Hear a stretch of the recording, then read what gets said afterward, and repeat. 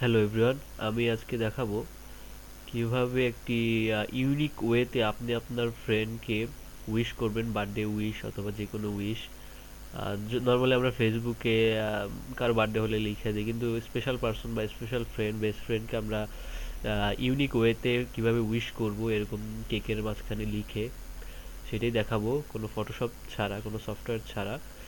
অনলাইনে গুগলে যাব, গুগলে যেয়ে লিখতে পারেন বার্থডে কেক অথবা বার্থডে কেক পিকচার। তো এখানে দেখবেন নিচে অনেকগুলো ওয়েবসাইটের নাম দেওয়া আছে, তবে একটাই যাবেন, আমি এটাই যাব।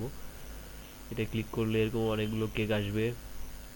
এই কেকটার উপর দেখিয়েছিলাম। তো আমি নাম লিখতে হলে বা কিভাবে কাজটা করবেন এটা, এই যে এখানে ক্লিক করতে হবে, রাইট নেম।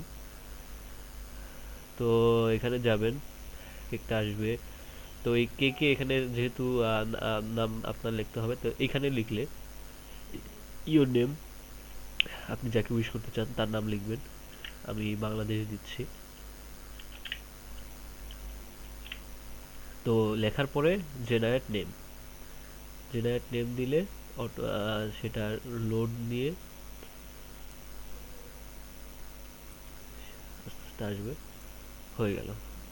তো এটাকে আপনি শেয়ার করতে পারবেন, তো আমি ডাউনলোড দিব।